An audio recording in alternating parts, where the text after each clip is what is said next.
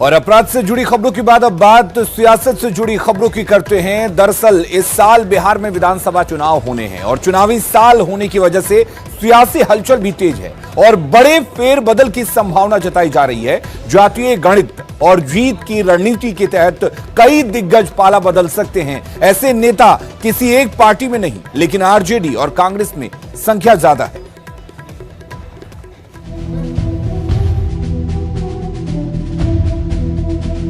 चुनावी साल में दल बदल पुरानी बात रही है। बिहार में इस साल चुनावी बिगुल बजने वाला है और हर नेता समीकरणों के आधार पर जीत हार के आकलन में जुटा है। लेकिन सियासी हलके में ऐसे कई नेताओं के नाम की चर्चा है जिनके पाला बदलने के कयास लगाए जा रहे हैं। शक्ति यादव आरजेडी के मुखर नेता रहे हैं। वे फिलहाल नालंदा की हिलसा सीट से एमएलए हैं, जो कुर्मी बहुल इलाका है और नीतीश के आशीर्वाद के बिना किसी प्रत्याशी का जीतना संभव नहीं माना जाता। पिछले चुनाव में महागठबंधन की वजह से नीतीश का साथ मिला था, लेकिन इस बार हालात अलग है।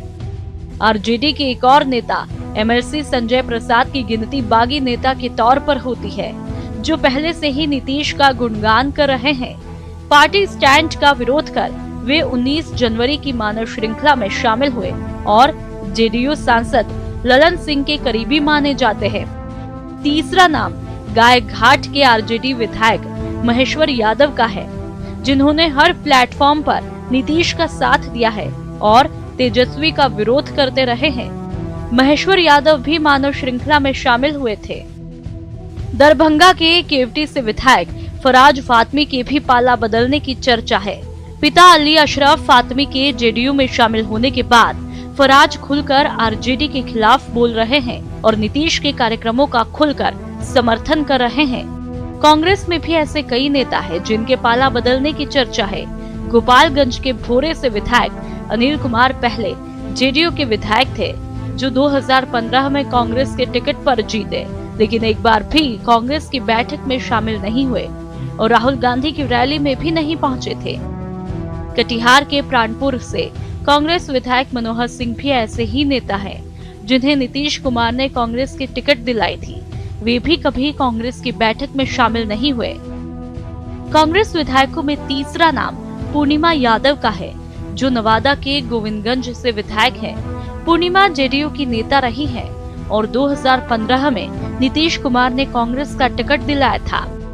बरबीघा से कांग्रेस के विधायक संजय कुमार सुदर्शन के भी पाला बदलने की चर्चा है। वे मंत्री अशोक चौधरी के करीबी माने जाते हैं और इस बार चुनाव में पाला बदल सकते हैं।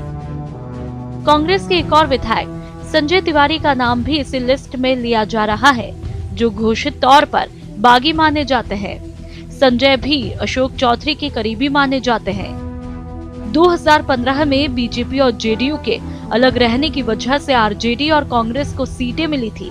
अब महागठबंधन से जेडीयू के अलग होने के बाद नए समीकरण में कई ऐसी सीटें हैं जहां जेडीयू और बीजेपी की सीटें फंस सकती हैं। ऐसे में बागियों पर लगाम लगाना बीजेपी और जदयू के लिए बड़ा चैलेंज होगा। देखना होगा कि चुनाव से पहले कौन नेता पाला बदलते हैं। न्यूज़ 18 के लिए पटना से रवि एस नारायण की रिपोर्ट। और इधर दल बदल के कयासों के बीच कांग्रेस ने साफ किया है कि उसकी पार्टी में भगदड़ की कोई स्थिति नहीं है। हालांकि जेडीयू के कई लोग कांग्रेस में आने को बेचैन हैं। घटनाक्रम के रूप में इसे देखता हूं मैं। चुनाव के समय न सिर्फ बिहार में बल्कि पूरे देश में कुछ लोग ऐसे होते हैं जो इधर से उधर करते रहे, तो इसको इतनी गंभीरता से लेने की आवश्यकता नहीं है। जहां तक कांग्रेस पार्टी का सवाल है, हम तो लगातार विपक्ष में हैं, तो हमारे यहाँ इस तरह की संभावना नहीं है। तो ये एहसास जेडीयू के अंदर कई विधायकों में है कि हम इस चुनाव को जीत नहीं पाएंगे, तो भगदड़ वहां मचेगी, वहां के लोग इधर उधर भागेंगे, हमारे यहाँ से कोई नहीं।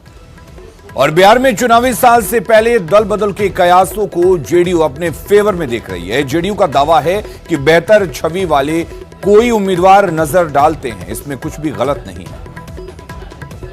स्वीकार्यता, पार्टी की उपलब्धियां, पार्टी की विचारधारा जनता को ज्यादा सहज और ग्राह्य लगती हैं, तो उन स्थितियों में दल बदल और पाला बदल बहुत अस्वाभाविक नहीं होता है।